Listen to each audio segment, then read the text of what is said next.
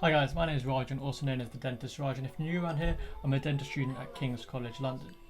Now today we're going to be talking all about revision schedules, revision timetables, whatever you want to call it, because now's the time where people start planning and thinking about how they're going to revise over the next 2 months in the lead up to their exam. So this got me thinking, why not have a scroll through YouTube and check out, the best revision timetables on the platform and try and find one that suits you. All of the timetable videos that I mentioned are in the description below, so go check them out if you find one that you like. And also, while you're down there, why not leave a like?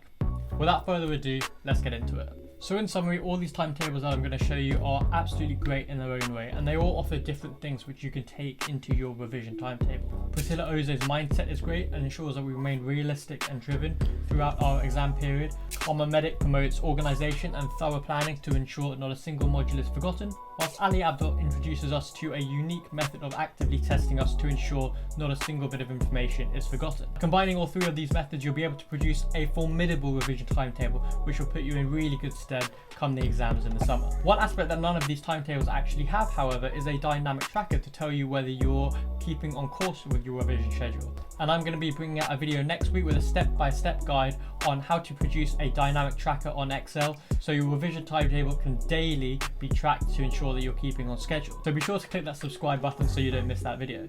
Just click it now, why not? Well, Priscilla is a student at Manchester University, and her timetable video has got almost 200,000 views on her channel on YouTube. Now, Priscilla's revision schedule is great because it doesn't just focus on the timetable, but rather she highlights how important mindset is.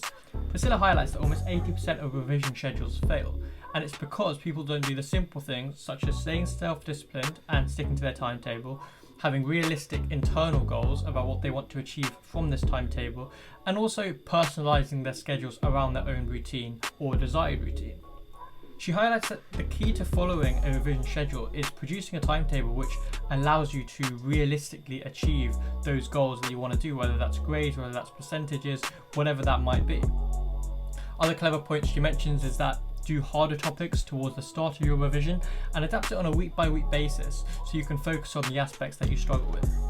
But my favourite part about Priscilla's timetable is that she actually provides an accessible template in the description, which allows anyone to print it out and personalise it as their own. I've also attached that in the description below, so go check that out. The only negatives for this timetable that I would mention are that being handwritten, it may be easy to lose track of what you've covered and maybe what you have left to cover. And so this weekly timetable may also require a supplemental revision overview to ensure you hit weekly targets and remain on track. Otherwise, it's a great option to go get your hands on and start filling out those days to make sure you stay on track. Next, we have Kharma timetable, which is great and one of my favorites. NASA's timetable is incredibly detailed, okay, and it provides a step-by-step method for creating a digital revision schedule. So if you guys are looking for something digital on your iPad or maybe on a laptop, check this one out. After writing out all his commitments NASA has between now and his exam, maybe placement, maybe he wants to go to the gym on certain days, maybe he's got some existing commitments, he then begins writing a subject list for all the topics that he needs to cover. I really like to do this, NASA does it, and I know Abdaal, and I'll show you in his third year timetable, also does this. And what this allows is that it really just gives you a comprehensive overview of what it is that you need to complete through this revision schedule, every single topic that you need to do before the exam comes around. I prefer to do this personally on Excel rather than my iPad because I hate my handwriting, but you get the picture.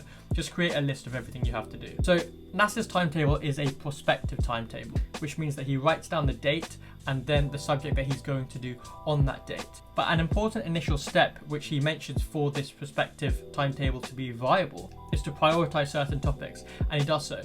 And various factors such as difficulty, maybe quantity of the content, or likelihood of exam questions actually coming up for that specific topic, all play a part in how often he's going to revise that specific subject. What NASA likes to do also is leave a 2-week buffer period before the exam, which allows time to tie up any loose ends, do any exam papers, practice questions, go over other difficult topics, whatever it might be. This might be a great chance to bring in the 2-week retrospective timetable that Abdaal does, which we'll talk about in a second, and keep your mind ticking over with active recall techniques. NASA's idea of leaving that 2-week buffer is really intelligent, and you should never be setting up for your timetable to fail on the day of your exam. I love this timetable and think it's a great way to plan out what you want to achieve 6 to 8 weeks before your exam date. Data highlights that even though we are creating a timetable months in advance, we do need to adapt it week by week just to make sure that you are actually focusing on the topics that you are going to be finding difficult.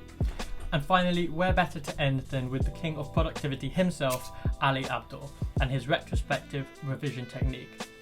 Ali's video is a great overview because he begins by explaining the differences between prospective and retrospective revision timetables. So if you want an in-depth explanation of what each of them are, go check his video out. Prospective revision timetables are what most of us have done our whole lives, by writing out each day until our exams and then jotting down what we're going to do on that specific day. Retrospective timetables basically do the opposite. So you write down your subject instead of the dates, and then you write the date once you've actually gone over that specific module next to the module name. And this actually allows you to adjust your time management in a more effective way than the prospective timetable. Ali's retrospective timetable is based all on active recall, something I mentioned in my previous video, so go check that out in one of these corners.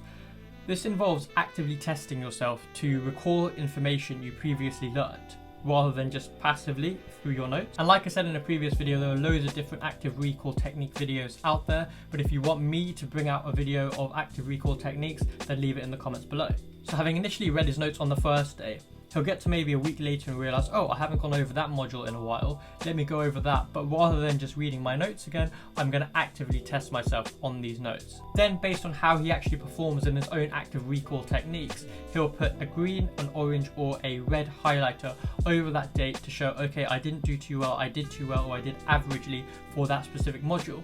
And what this retrospective timetable allows him to do is prioritise certain topics over others and make sure he's performing at a consistent level across the board rather than just focusing on one area even if he's good at it. In my opinion, this retrospective timetable works great if you've done the bulk of your revision beforehand, and it can be really effective in the last couple of weeks leading up to your exam, just to help you get a gauge of what it is that you need to focus on during those 2 weeks. Personally, I know that if I use a retrospective timetable 6 to 8 weeks before the exam, I would just skip days because I would say, oh, I haven't written down that I need to do something on that day. Maybe I'll just skip a day this week and it won't make a massive difference. And that's when Priscilla's self-discipline comes in handy. Ali even highlights in the later part of his video where he shows a real life example of his third year timetable where he achieved one of the top marks at Cambridge University Medical School in one of his modules, that he only really starts colour coding in his retrospective timetable about 2 weeks before his exam, which highlights that he only focuses that retrospective timetable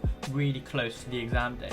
So maybe don't try and use this one 6 to 8 weeks before, but rather really use it to hone your skills as you creep towards your exam. This section of the video from Ali is also a great example of how you can produce a retrospective revision timetable on Excel, or in his case Google Sheets. So if this revision timetable interests you, be sure to go check it out in the description below. If you're still watching, it means you found this video helpful, and I love hearing from you guys, so leave a comment below or find me on social media to let me know whether you did find this video helpful. Leave a like if you did, and subscribe for more content. And like I said, next week we're going to be bringing out another step-by-step revision guide, so make sure that you don't miss that one.